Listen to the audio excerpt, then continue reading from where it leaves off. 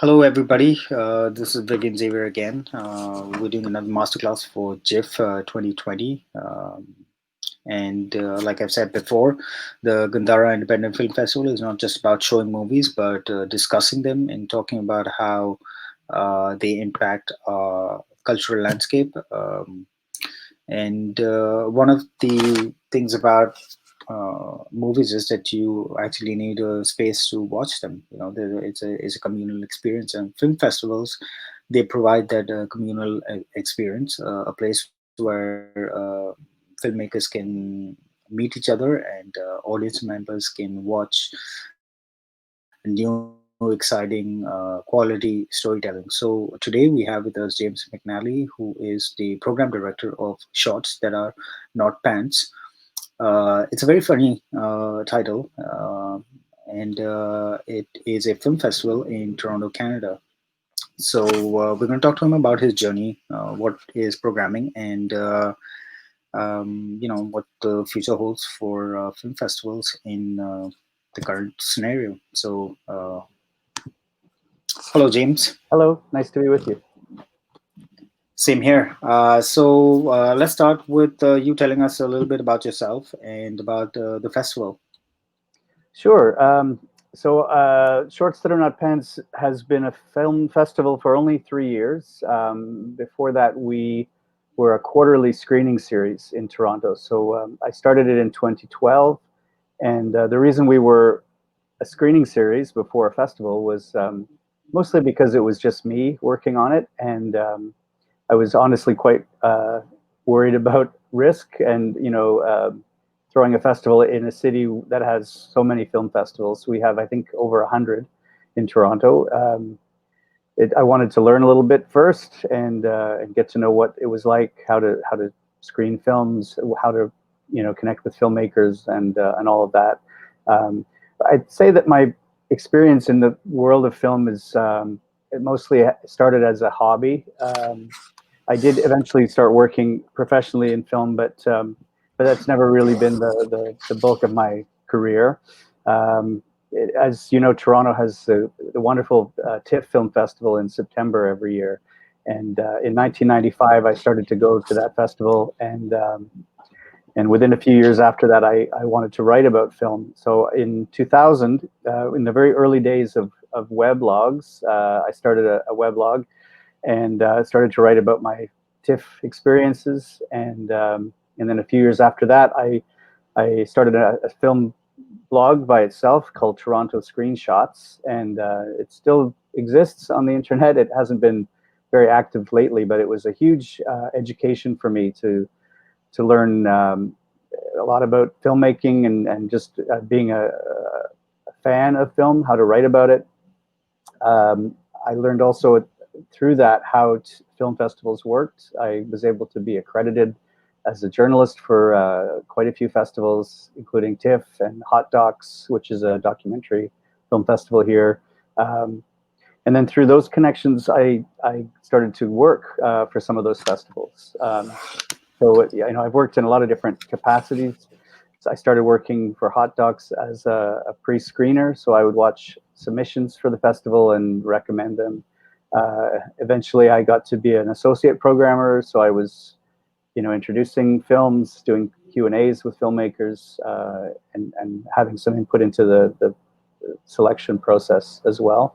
And then at TIFF, I worked in logistics. I worked as a venue liaison, which is a sort of a job where you were at a cinema during the festival, and each film that was screened there, you would sort of, I was responsible for the talent party, so making sure that the directors and the crew and the cast could get in and out of the cinema, and the Q&As went smoothly.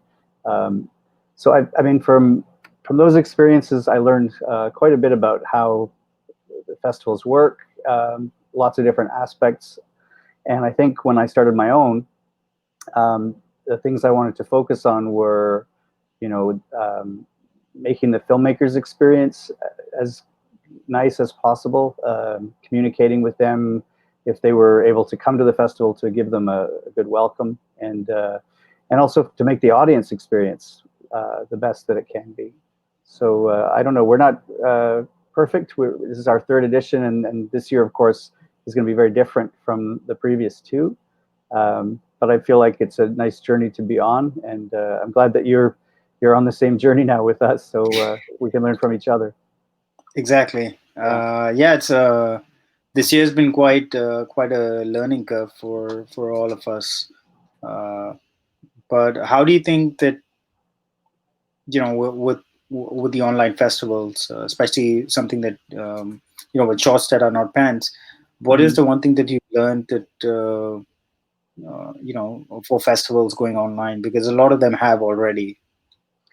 Yeah, we haven't officially announced this, but probably by the time this presentation is available, we will have announced that we're going to be online as well this year.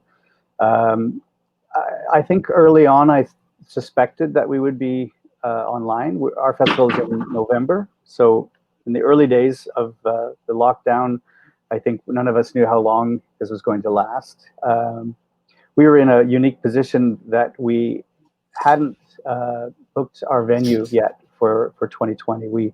Um, we've had two different venues the past 2 years, which was not our choice. But when you're in a city of the size of Toronto, the venue situation is tricky. You've got to find space that's open, and you don't want to conflict with other film festivals. You also need to look at your budget.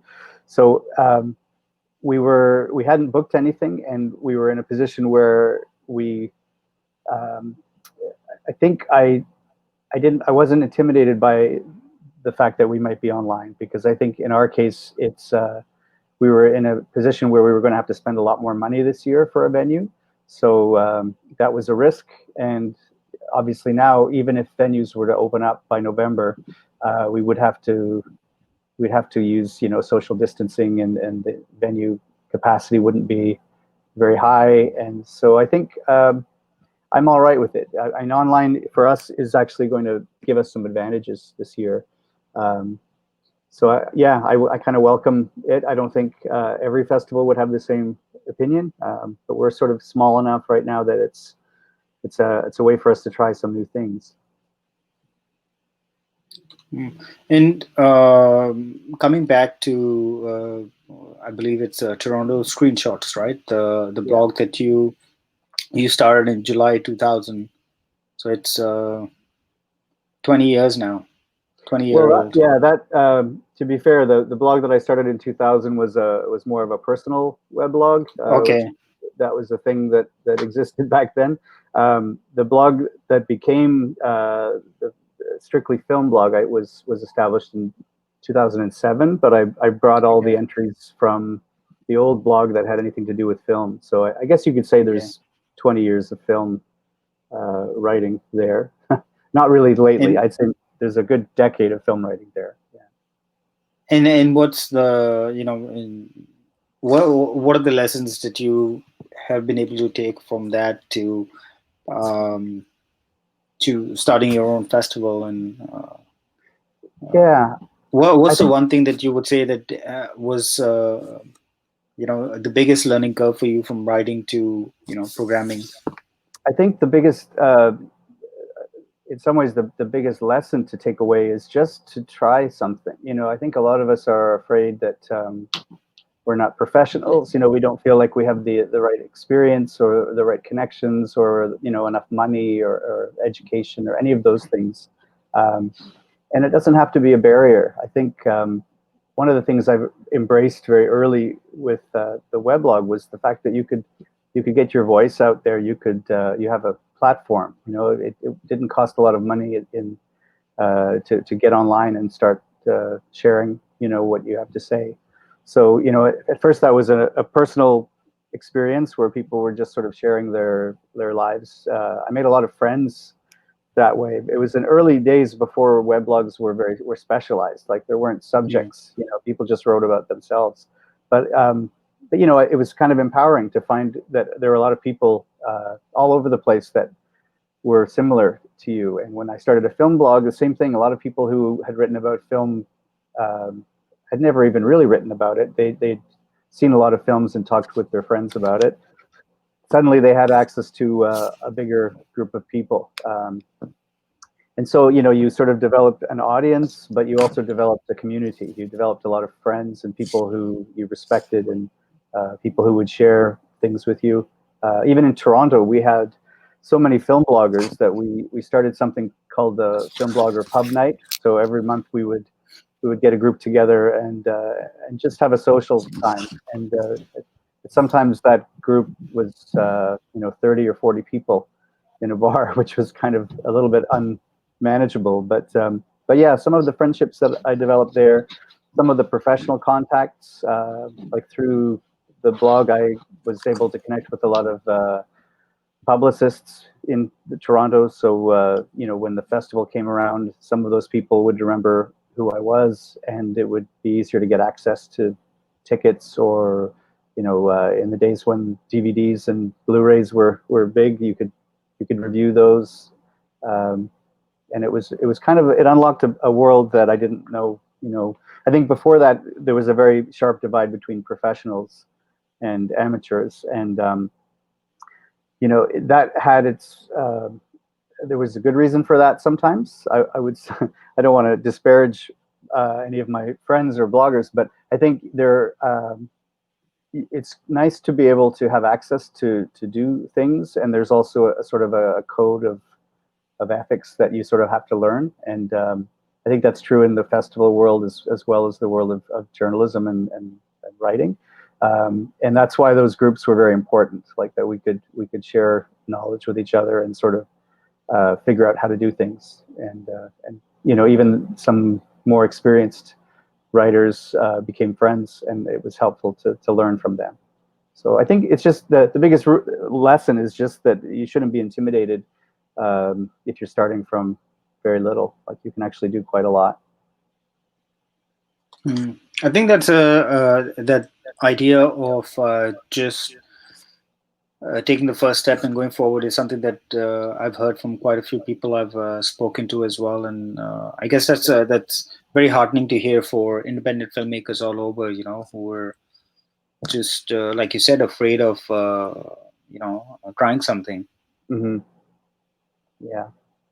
I also, because I worked at some of the festivals and got to meet a lot of celebrities, you also find out that they're not that intimidating, and that writing somebody an email, even if you are afraid of them saying no, like it's not that hard to do. People are generally nice if you ask them for something in a nice way. You'd be surprised how many times people will say yes and will help you. Well, I mean, case in point, I emailed you and I asked you, and here we are talking, and you've been gracious with your time. So that is, that's it's always good to just ask. Mm-hmm. You don't know if the other person is going to say yes or no, but at least you know that you've tried. Yeah. What can they say? If they say no, then you're not any further behind. You just have to try again with someone else. Exactly. Yeah. So coming back to shorts that are not pants. It was a screening before it became a festival. So what was the? Can you go back to when it was like the tipping point for you that you knew that it had to be bigger than what it was? Sure. So short film, I discovered short film maybe about 15 years ago. I actually brought a prop to show you. I'll hold it up so you can see it. This was a sort of a magazine, a DVD magazine that I found in 2005.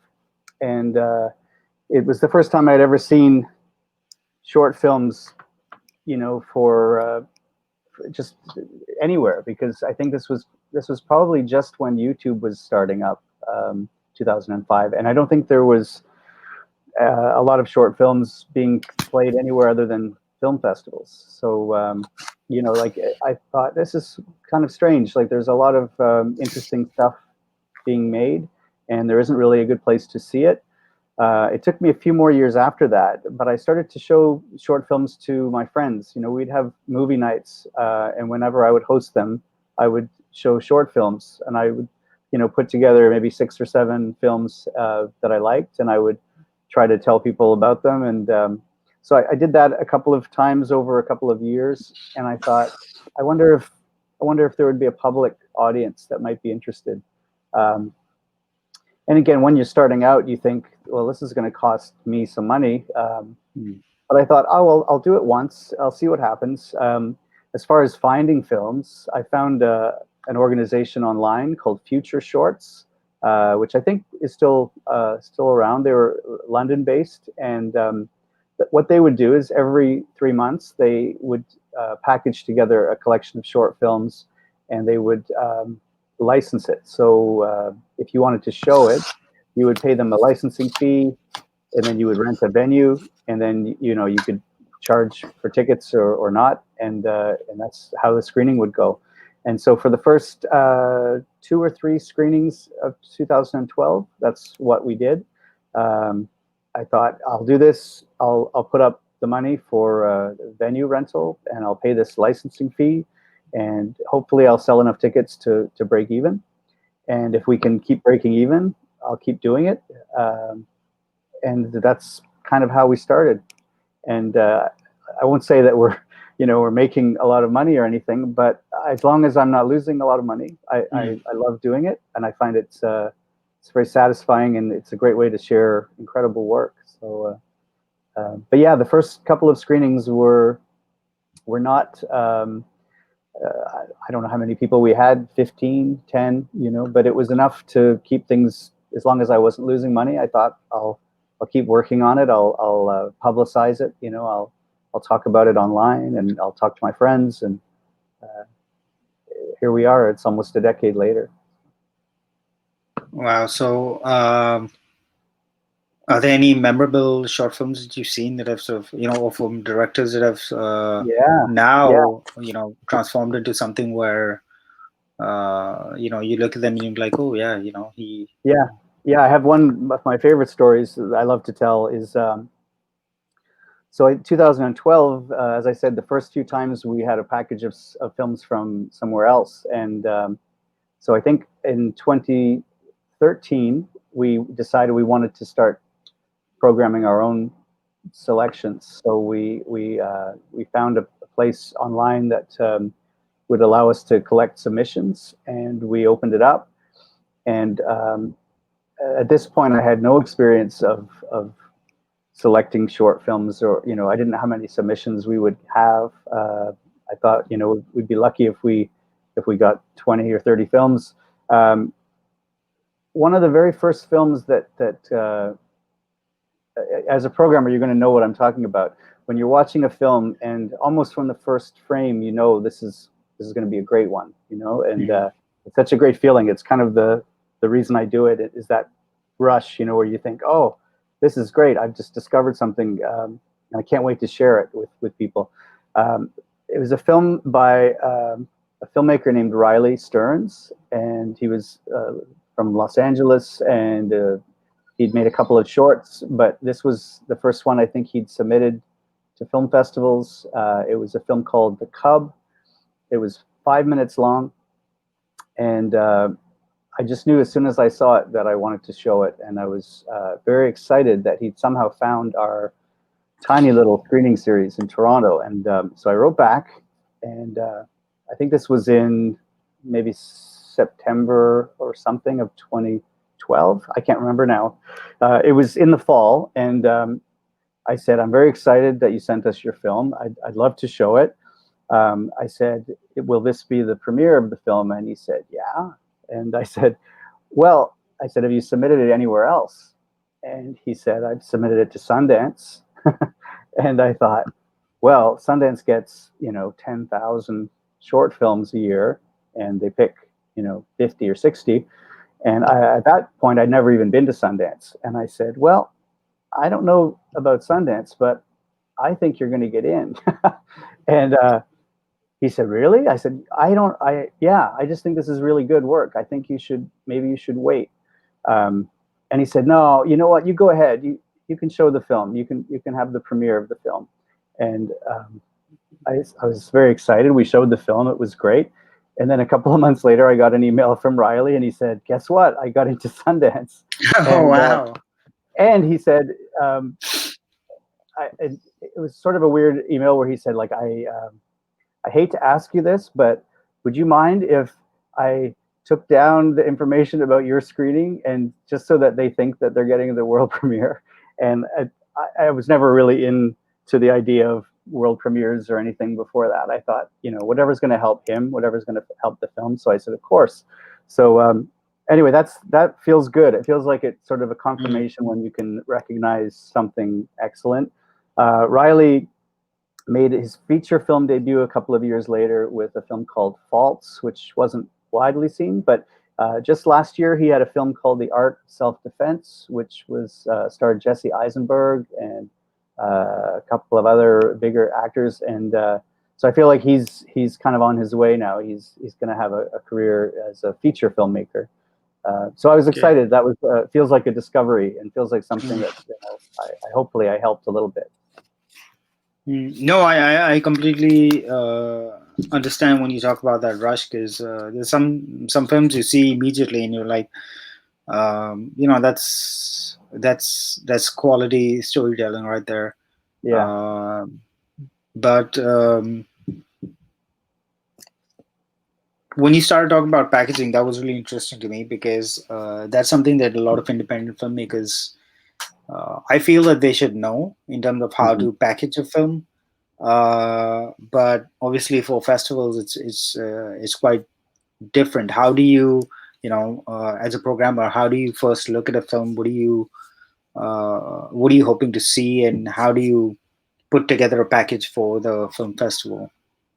I know those well, are like two or three different questions, but yeah. Yeah, I'll try to answer them all, but just remind me if I don't. Um, okay. One of the things that um, I sort of pride myself on is that we're not a genre festival or a themed festival.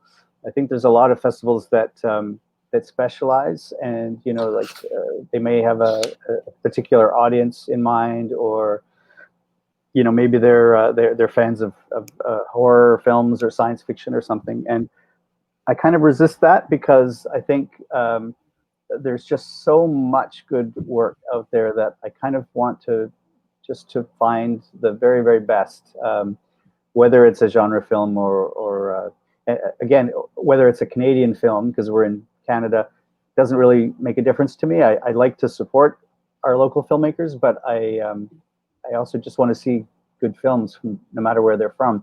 Especially now, I think I want to see more films from places that I haven't seen them from before.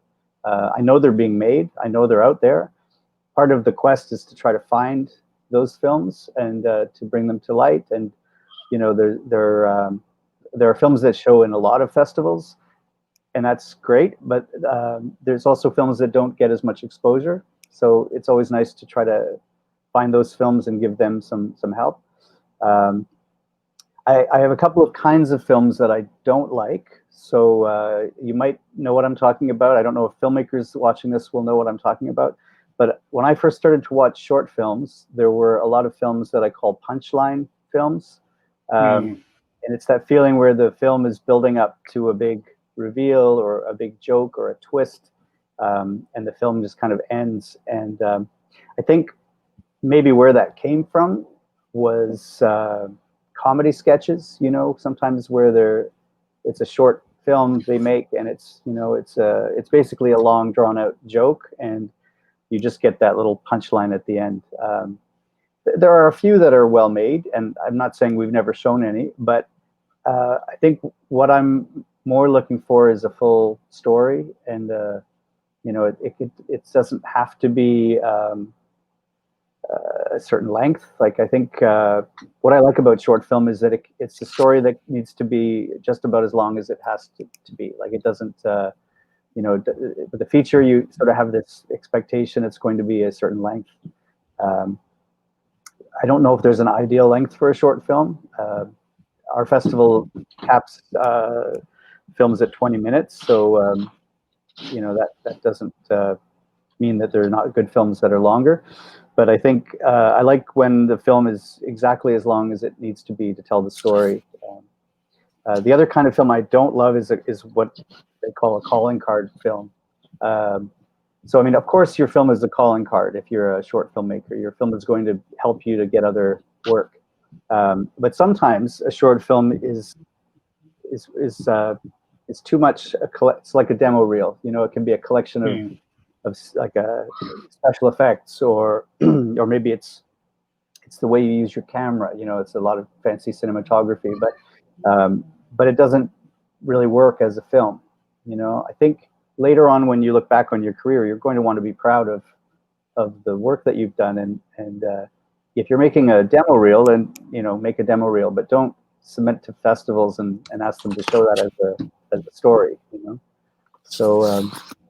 So I don't know if that's good advice or not, but I think that's just at least where our perspective is. And it's hard to put a finger on exactly what works, but I think mainly if I have a sense that there's a full story being told, that there are actual characters that are um,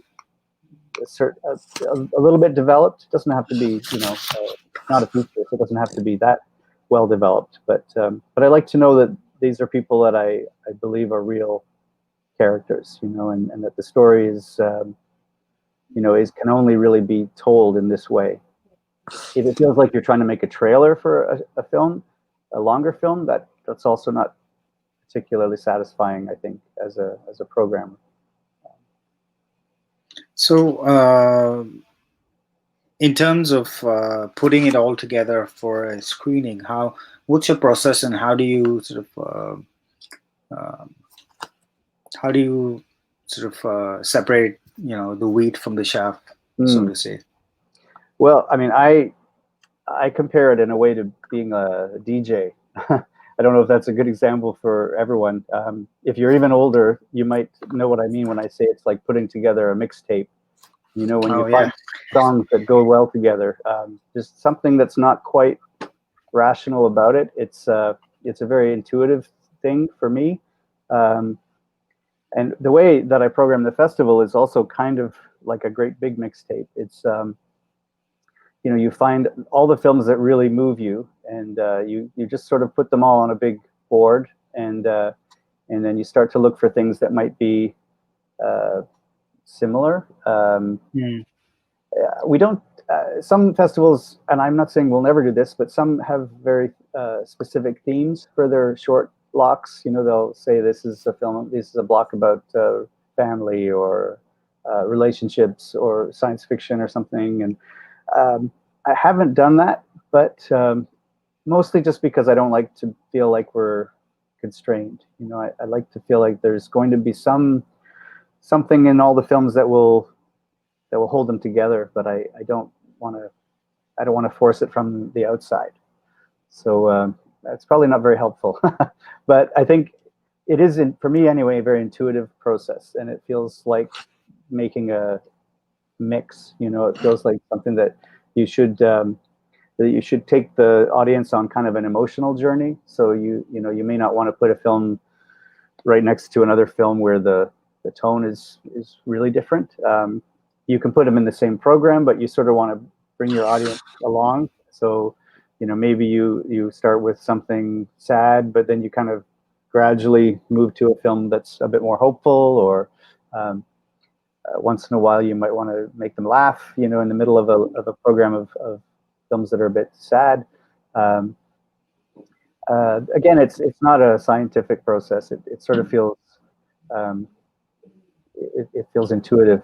Also, this year is going to be very different because you know, when you're in a physical venue and you're making your blocks a certain length of time, because you know, people want to get up and move around and you know, go out and get something to eat. Um, when you're virtual, you know, people can watch the films when they choose. They can watch them in I guess they can watch them in the order in which they choose. You know, they can skip over certain films. So it'll be a bit more of a challenge this year, I think, Mm. to group films.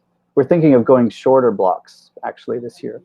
Like usually we would have, you know, 90 minutes or so, but I'm thinking about making shorter blocks and spreading them out a little bit more. So it's all new. Yeah, I remember when because we met through Sebastian. Mhm. And when he programs for the Busan Short Film Festival, uh, what he does is that the blocks are rather short. There'll be like maybe 5 movies or 6 movies, but there'll be quite a few of them. Mhm. And I think that works for him. I've only seen it in a physical venue, so I don't know what they're going to be doing this year. But yeah, it's going to be it's definitely going to be interesting to see how people choose to program the movies together. Um, because again, with the rise of OTT platforms and the smorgasbord of digital media that we have, people just have so much to watch. How Yeah, it becomes sort of like a double-edged sword to see how to keep people engaged as well. yeah, Because at a physical venue, they're just looking at one thing, but over here yeah. they have the choice of switching off That's true. rather Yeah. easily, I might say. Hmm. Yeah, it's So one of the other things that's good about it is that you do have some, I guess you have some analytics. Maybe I'm not sure if you can see, if they're paying attention, but you can see what's being watched, maybe what's not being mm, watched. Uh, but yeah, it's I guess one of that's the the nice, advantage. yeah. And we also have a longer window. So I think this year, what's nice is, for us normally we'd be a weekend festival, Friday, Saturday, and I think for this year we're going to stretch that out, maybe give people 10 days so that if they have other things going on, they can come back and watch a block, when they have some time, or they can catch up and watch something they didn't, maybe they missed, and that's so it's not quite the same pressure to show it only in one time slot. Yeah, so I guess both formats, like a physical venue or the digital format, they have their own advantages and disadvantages. It's just uh, it's how you sort of play to those, I guess, in these times. Hmm. Yeah, I mean, another advantage for us, especially this year, is that we can geofence the films, so we can have them available online, but we can make a boundary so that they can't be watched outside of that. Now, for some, that sounds like you're restricting, but for us, it will actually be the opposite because we can show a film and have it available all across Canada. So, for an organization like us that's still quite small and local, the number of people we can reach in Toronto is limited, but the number of people we can reach online um, in Canada is much bigger. And it's going to change the way we market the festival. We'll Hmm. have to do a lot more online outreach, and we'll have to do it sooner and put more sustained efforts. But I think it's kind of exciting for us to see where we could go. One of the things I decided to do early was not to name the festival Toronto something. Like I sort of wanted to keep it open so that we could go to other places. We could either physically do screenings in other cities, which is something I'd still like to do. In this case, though, we can do virtual screenings. We can be available to the whole country. So let's talk about the communal experience, for the audience, but also filmmakers, because that I've always thought that film festivals were the perfect breeding grounds uh, for that network session that we generally just don't get a chance to have, Yeah. for whatever reasons, different filmmakers, that you would never meet, from different cultures, Hmm. different cities, different genres. Even, you get to meet them, you get to build a relationship, and it might not always be, it might not always translate to work, but the osmosis of creativity certainly sort of builds up. Hmm. So do you think that even gets affected now, or Yeah, I mean, I don't see another way around it. It's not the same when you can't be in the same room with people. it's hard to make friends without ever having been in the same space. We're trying, you and I, but I think we both would like to be able to sit across to each other and have a coffee or something. That would be much nicer. Exactly.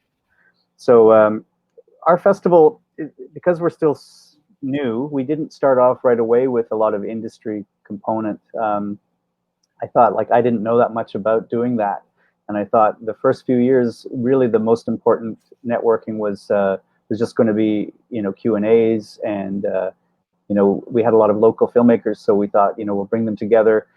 We would have a pub night or something before the festival, like a bit of a party, but we're still figuring it out. It takes a lot of energy. It takes someone, probably a lot more organized and extroverted than I am to organize the social component.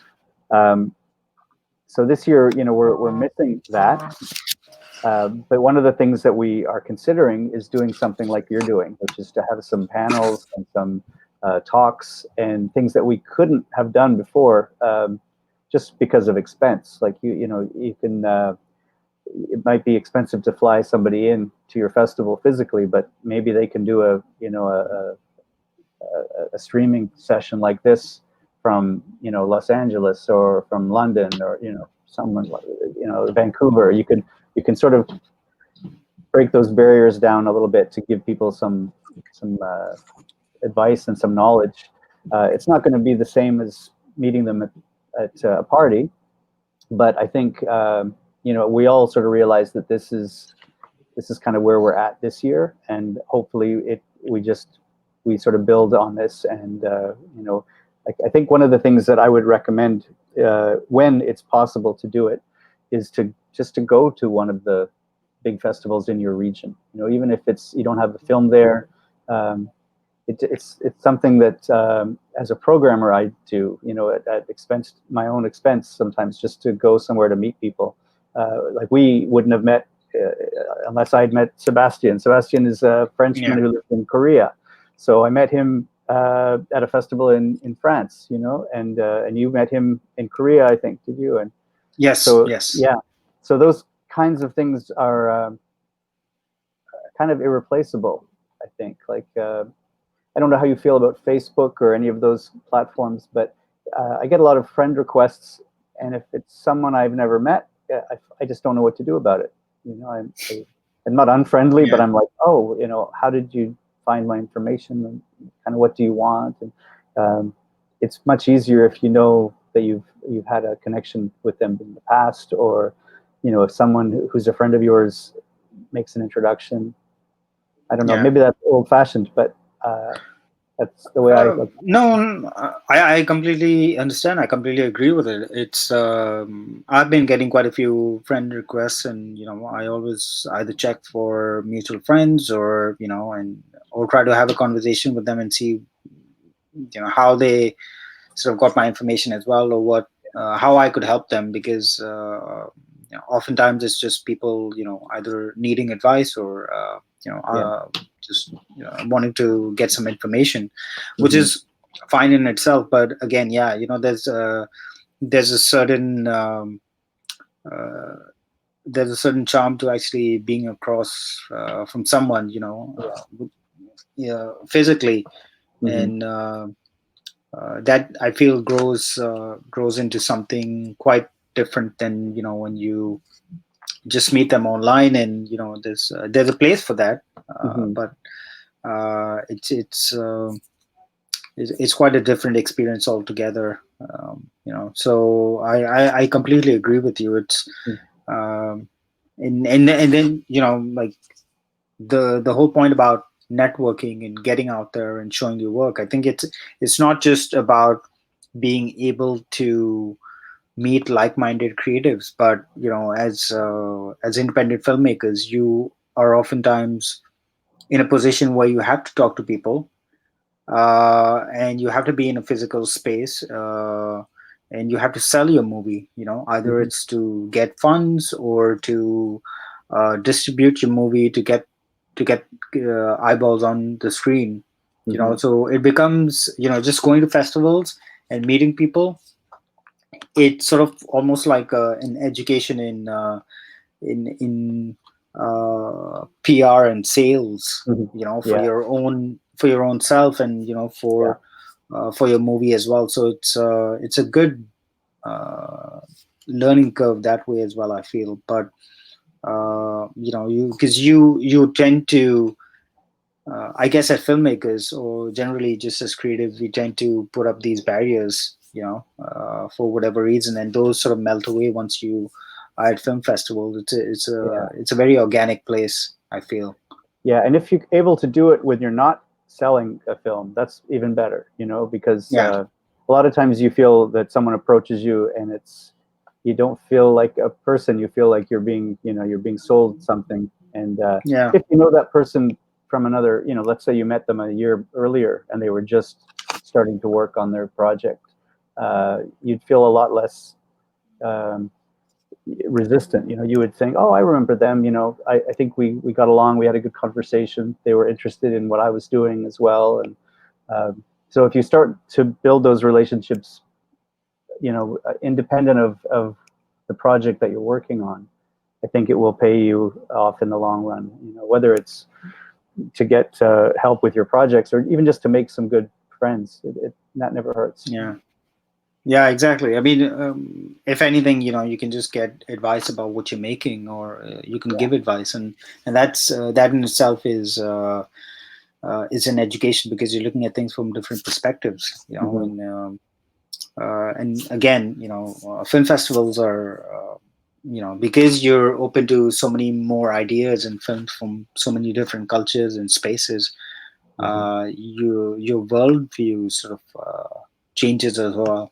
That's why it's really important to go to film festivals, or actually watch a lot of movies from different places, or at least that's how I feel. I don't know Well, and what also, your take is. yeah, I've noticed now too with a lot of festivals going virtual that, especially in Europe, you can apply for industry accreditation for those festivals.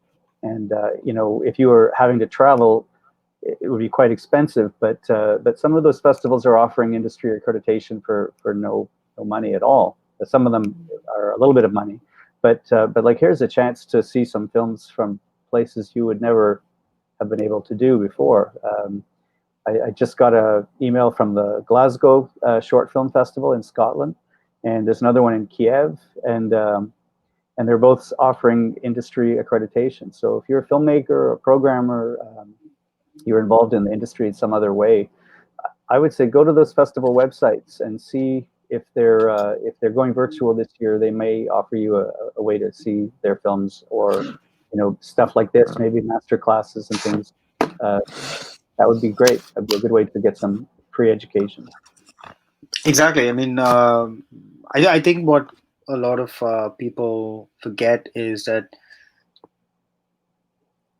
this quote unquote business is all about relationships anyway. So the more you can build, the better it is for you as a filmmaker, or a festival programmer, or film festival itself, to be able to nurture those relationships, because again, you don't know how, in the future they might actually teach you something. It might be an avenue to grow for whatever Yeah, reason.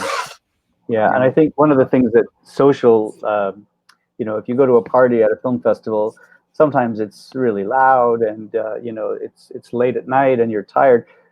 You don't necessarily learn anything talking to someone at the top of your lungs at a party, but on a human level, if you connect with them, if you yeah, there's something about them you like, and then later on when you email them, that's when you get some good advice or something, or you make a connection with yeah, someone else. So that's what I think we miss right now is they may not seem like important meetings when maybe it's just a loud party, but sometimes that's how things start, yeah. so I don't know what the alternative is right now during these times. It might feel like that's not quite as easy to do, but Yeah, it certainly won't be, but hopefully, when things sort of get back to being sane again, I think we'll have to figure those SOPs out. But you've gone to quite a few festivals. Starting out, was there a festival that was influential on you in terms of how you saw, festival programming and what Yeah. the possibilities are? Because I know that a lot of the festival, well, there are quite a few that are just catering to short film festivals such as yours, Yeah. but then a lot of them are a mixed bag. Yeah. So Well, I mean, I've worked for some very big ones. So TIFF and Sundance are very big. A lot of people work for them. yeah. There's a lot of moving parts, and I learned a lot just by observing the way that all those parts connect with each other.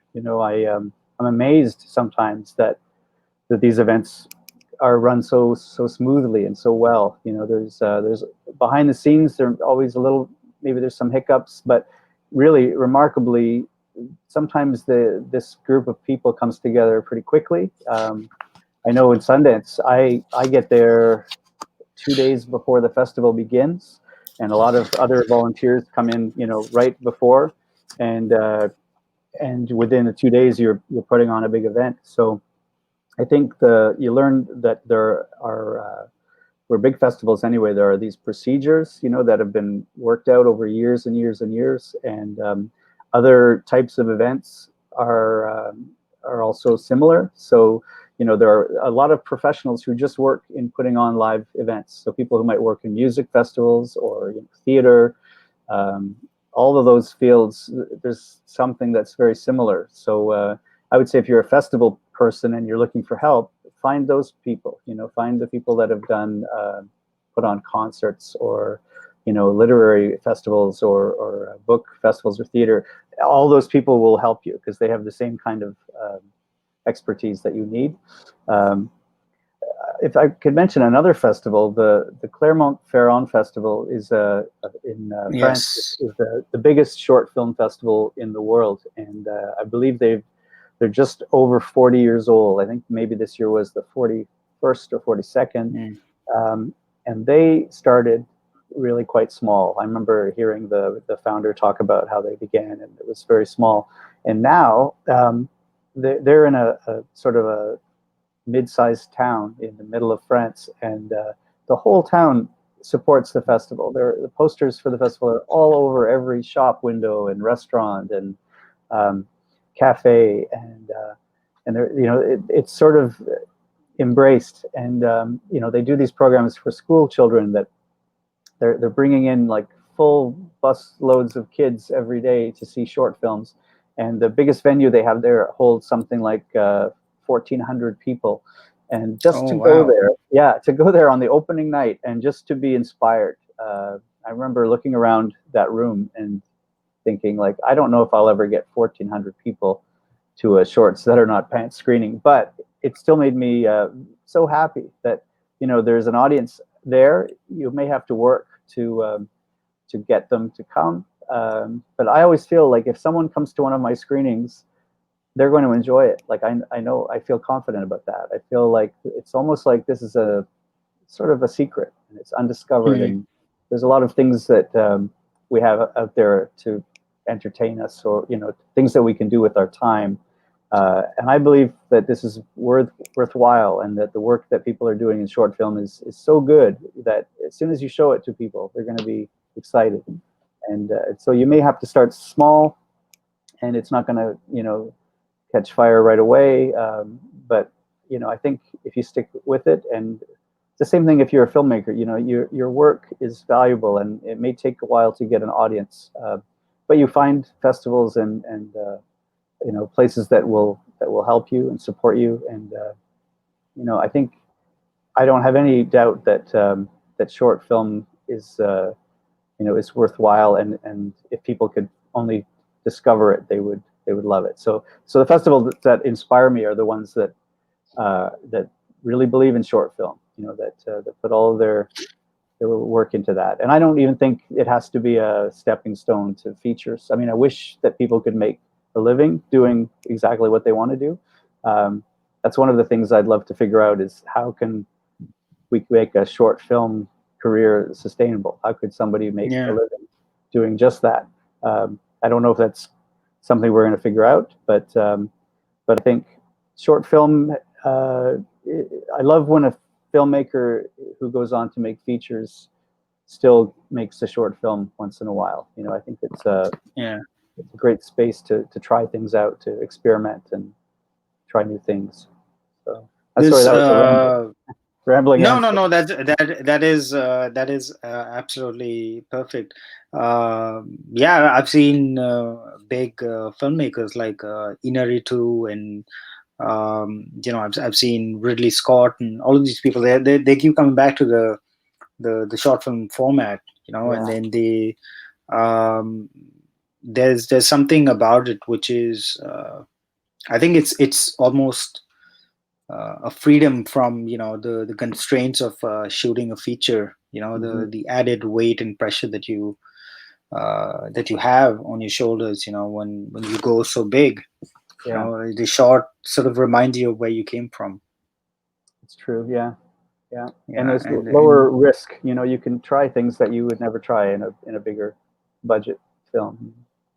that's true. I mean, like, coming back to the Inaritu thing, I believe his the the video was just a dance video, but he actually sourced a Betacam, the camera from somewhere Yeah, just to shoot it, and he was able to talk to the people from the mill, to work on the VFX, and I believe that relationship actually went on uh, to make his feature film, which was Gravity, I oh think. yeah, yeah, Yeah, I think I think that was like the culmination of that relationship.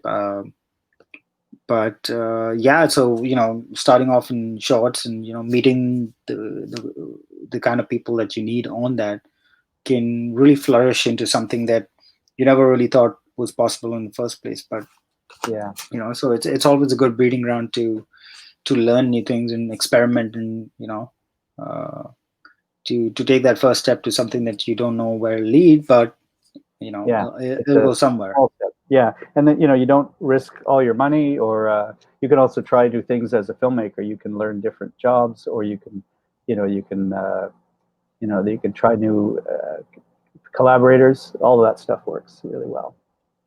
Yeah. So we've we were talking about, like, packaging a packaging a film festival to an audience. How um, what should independent filmmakers do? I mean, I know that you've spoken about keeping away from certain things that you don't like, like the calling card film, or the punchline film, which I agree. That's something that I've seen quite a bit of, and I generally don't like those because, uh, quite frankly, people, if someone gets the punchline, they laugh, but if they don't, you can just alienate them. So that whole build up really is for nothing. But what can independent filmmakers do to sort of make sure that their films actually end up in festivals, apart from a good story, because that's a given. Yeah, If you have a bad story, you're not going to get in. yeah. I guess one of the things to know is that there are so many festivals that that your film may just need to figure out what festivals to submit to. I think everybody would love to be in Sundance. Everybody would love to be at TIFF or Cannes or something like that. But there are a lot of festivals out there. There are a lot of really good regional festivals that show great work and that are a good place to get exposure.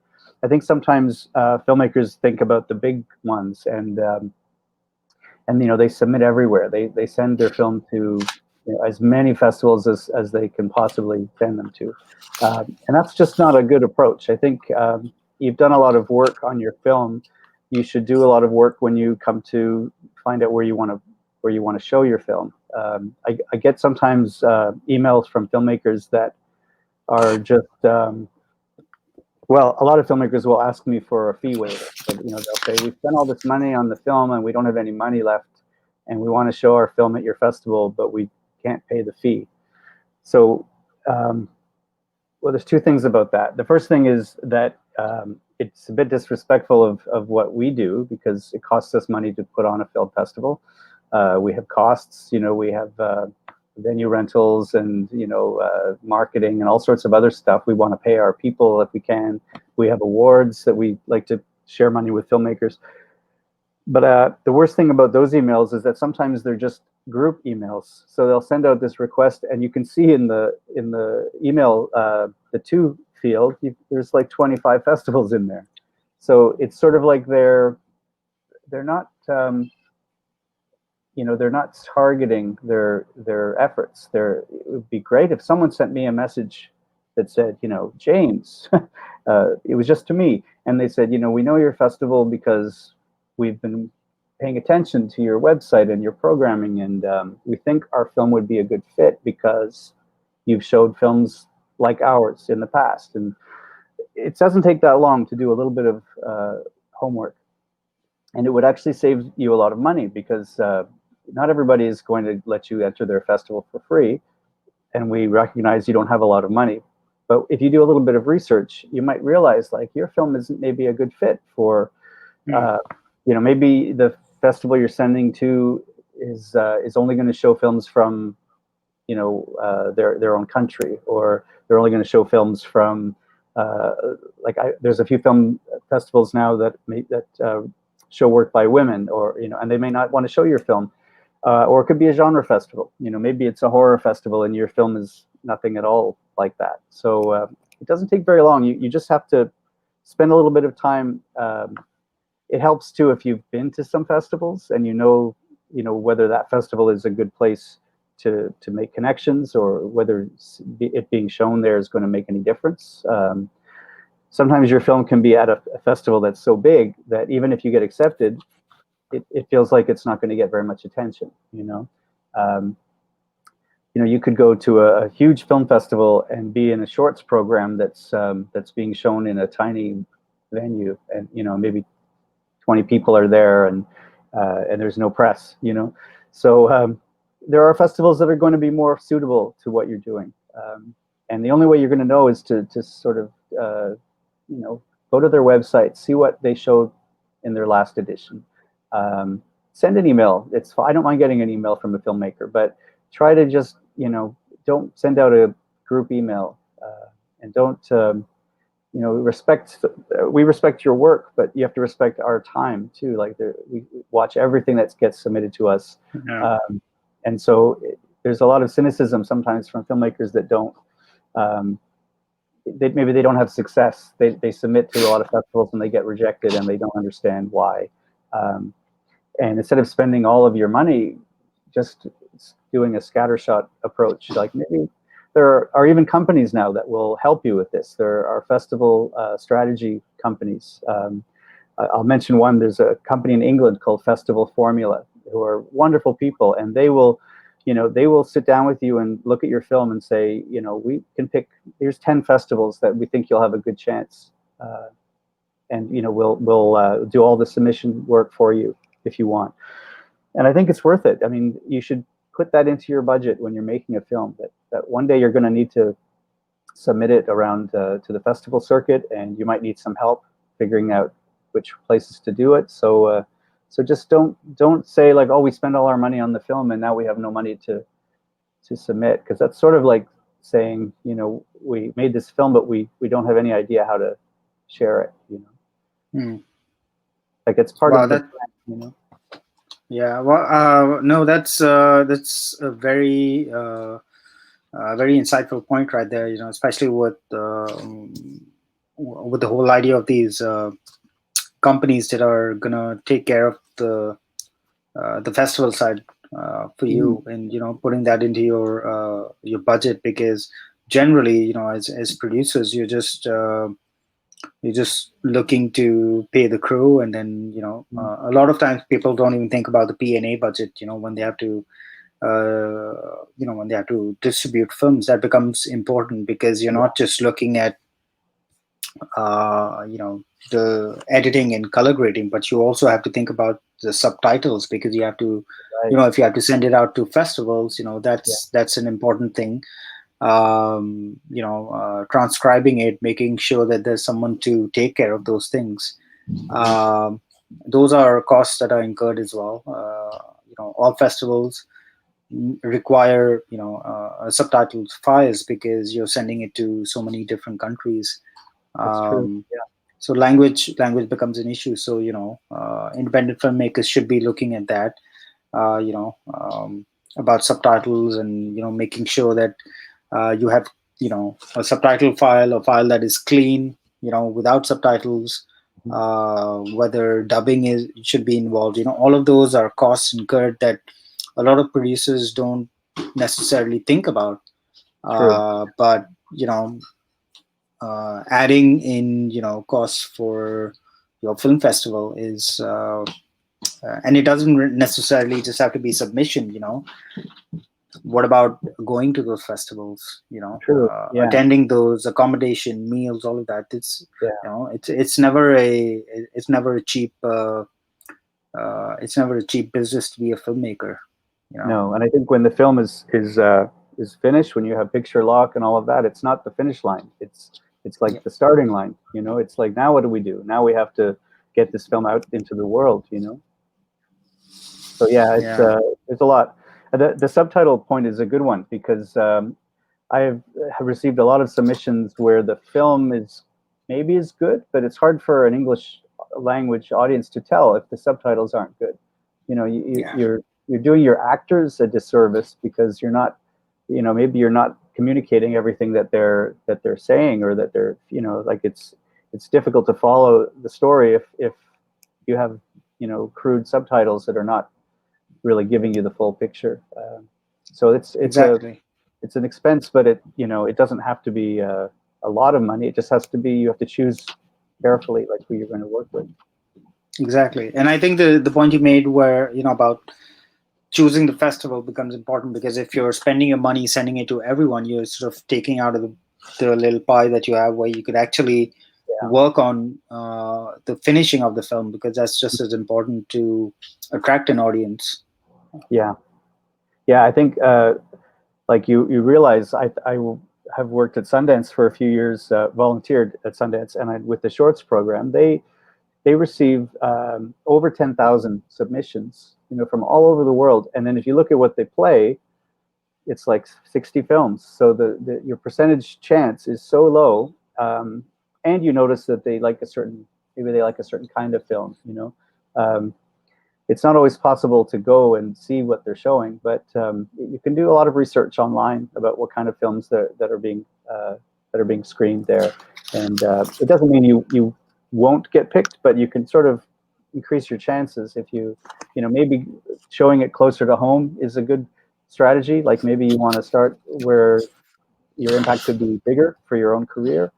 Um, or you find a big regional festival that's close to you. You know, like I don't know if you're, what would be a festival that would be close to Pakistan that would be a prestigious one. You know. So unfortunately, in Pakistan, you just don't have that many film festivals. There are a few, but Yeah. like you said, they're so specific that you might get into it, but you'll have to make films according to those criterias.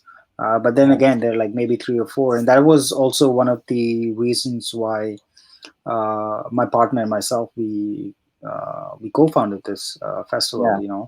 Is that there is a serious requirement to show and to understand what quality storytelling is, Hmm. because you tend to be myopic about what you make, as a filmmaking community, if you only tend to see those. There's a I've had a few conversations with filmmakers, during these discussions and master classes as well. And one of the things that's come up is that is about the idea of representation. So filmmakers, they tend to make movies that they also just generally see around for the most part. there's certain kinds of stories that get told, and one can have a debate about whether it's those movies that are just being produced because they're the ones that are being distributed, or it's vice versa. Like it's the chicken and the egg situation. But if you see a different kind of movie being made, you're open to the possibilities that those stories exist, and that as a filmmaker you can explore those stories.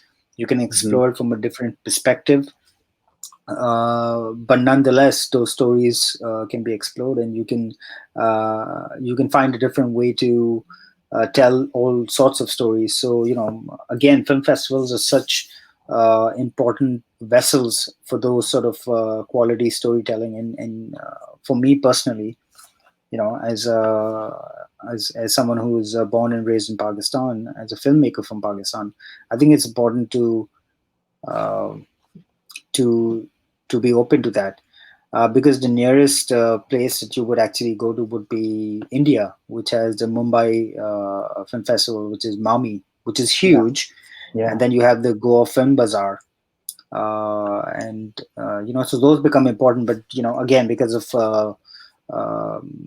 political issues, Pakistanis going to those festivals, physically Yeah, is not difficult. possible. Yeah. You have Nepal, which has a few good festivals, um, but for the most part, in that region, then you would look at the Middle East, and you would either look at Doha or the Dubai International Film Festival, and those would really be the ones that you'd be closer to. Uh, but that severely cuts down your exposure to the different kinds of films that are out there as well. Hmm. You need to be able to see what's happening in the rest of the world, and how people are sort of evolving, and how their perspectives are changing, because cinema is such a cultural sort of a cultural vessel almost, where you see how the perspective change over time, Hmm. with the kind of stories they're telling. It's um, great, and like what you're doing with this festival is very exciting. It sounds like it's a great, it will be maybe a good stepping stone for local filmmakers to sort of see what other work is being made and make some I, connections. I hope so. I hope so. So Yeah. yeah, it sounds fantastic. Yeah. So I mean, for again, talking about uh, the role that film festivals play, not just in the lives of filmmakers, but in the wider community as well. Like I feel it becomes really important because, like you said, in Claremont, that whole town rallies behind the festival. Yeah. You have Sundance, and then you have South by Southwest, and you have Toronto itself. With TIFF, there's a whole different atmosphere. You look at Busan International Film Festival. There's this whole sort of new world sort of carnival feel, where you're excited about something because it bodes well for the existence of the city itself. In terms of the cultural um, the cultural aspects of it. Not just for promoting film or filmmakers, but the lifeblood of the city itself is it gets a new lease of life, I guess. Yeah, yeah, yeah. I don't know. I mean, I think in a city with so many festivals, we're not aiming to be, the biggest or the best or anything. But Hmm. it is nice to be a part of a community that values film. And it's that's part of the whole cultural scene. But it also means that like you're kind of an ambassador for just the world of filmmaking and film. So for people maybe that haven't been to a film festival or have no idea what's being made in their own community, it's a way to introduce just the audience. Maybe some of these people will become filmmakers. Maybe some of them won't, but it's just a way to kind of keep the film sector alive and getting new people and new blood and new ideas, and maybe a new money and all that. It's all very important. Yeah. So keeping in mind, the role that film festivals play within a wider community, how do you see it sort of going from here on? Especially keeping in mind that the pandemic has kept us apart. Uh, Yeah, I think I know for certain that it's not stopping people from making films. At least we haven't noticed. A lot of festivals were worried about a decline in submissions. Maybe they wouldn't be getting any stuff to watch, and I can say we have not noticed that at all.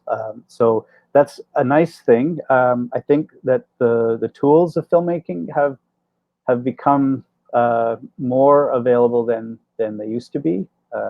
People are able to make films on their phones, for instance. They're able to make films with a much smaller crew. We have had a lot of pandemic films, which not necessarily great work, but what it tells me is that people are not letting the circumstances change their desire to make films. So I will say I don't think audiences want to see short films about people locked in their homes. I could be wrong, but I think it's important to just keep making work. And I think when we get through this, it's going to be a different world. We're not going to go back exactly the way it was, but it's good to see that creativity is not it can't be held down. I mean, people will make films and they'll make great films. I have a colleague who works with us in programming, and he said he thinks that the next decade is going to be very fruitful for short films because people will be reminded of important things. Having been locked in their mm, houses for 3 4 months, and the way that things have changed, I think we'll see more. Maybe we'll see less sort of special effects, superhero type things, and we'll see more real stories of people's relationships with their families or their partners or something. But I don't think creativity will suffer. I think it will probably flourish. Um, but but in terms of for film festivals, yeah, there will be more submissions, but um, will will the community aspect of being in a physical space where festivals used to be there, do you think that will change significantly, or do you think that people will go back to it once we start to acclimatize ourselves with the new sort of way of doing things? well, I think we will definitely want to go back to physical. We'll want to have parties and things, but I think some of the virtual things we've learned will stick with us. I think realizing that it's not so hard to put together something like this where we can talk with people who are not in the same place as us. Like I think we'll probably have a sort of a hybrid model from now on. I think um, I don't think I think next year, especially if we're able to meet again physically, I think we'll want to make the most of that. But I see this as a good way to introduce, like for instance, we've learned a little bit about technology, like how we can use some of this technology to make our festivals more um, diverse in some ways. We can bring in different guests, we can reach different audiences. Uh, for a few of our audience members, this may be an easier way to attend the festival. So maybe next year, we have a regular festival and we also have an online component. So I Mm, think um, I think if we look at it as a way that we can add to our festival offerings rather than completely change and then change back, I think it's likely that we'll have some of this stuff will be with us forever. And it'll get better. It'll get more easy to use.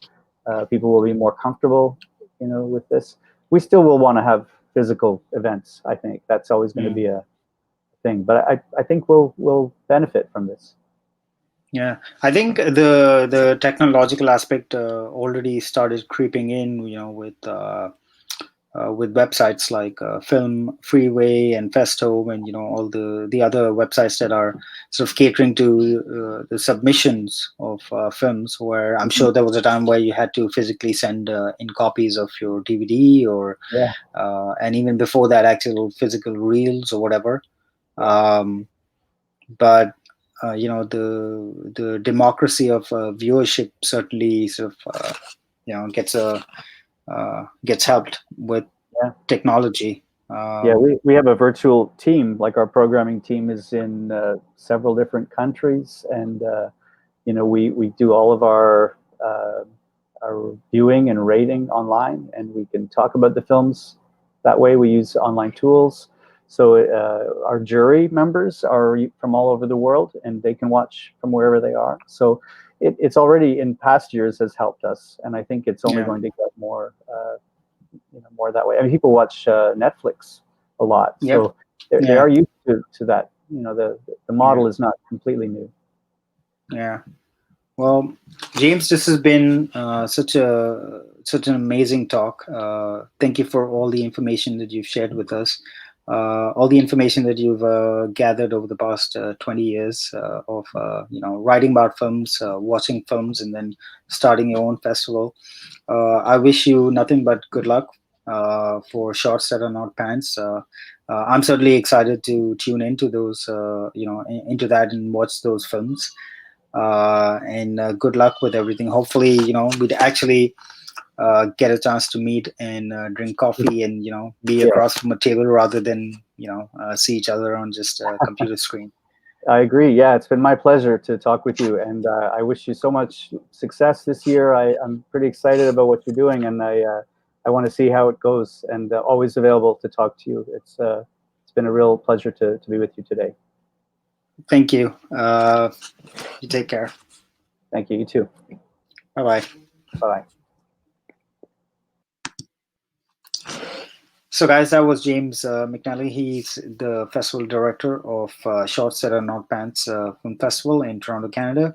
But like he said, that with the way the festival world is going, he's happy to sort of take it everywhere, and that's the beauty of film festivals, is that it gives a chance to filmmakers from all over the world to for their films to be viewed and to be shown to all sorts of people. And it's they're ambassadors, brightly put by James. They're ambassadors for cinema going, and for culture, for cultural exchanges as well. So the importance of film festival is, it's very great. Not just for filmmakers and film itself, but for the city. And so I hope that you've learned quite a bit about what it entails to program a film festival, to take that forward. And I urge all independent filmmakers to try to be able to go physically to watch movies at film festivals, or if you can't, for whatever reasons, tune in virtually, because that is something that's available now, especially during the pandemic, and in years to come, there'll probably be a hybrid, as James has said as well. It's important to go watch films, to learn from them, and to view the world from a different perspective, because as a cultural art form, cinema is definitely one of the ways to expand your horizon and see things from a different perspective. So watch movies, go to festivals, support film festivals, because in the end, we're all part of this whole big idea of filmmaking and telling stories. So, again, this has been another masterclass from GIFF 2020, and hopefully, you guys will take a leaf from my book and watch movies, learn from them, and support film festivals. Thank you.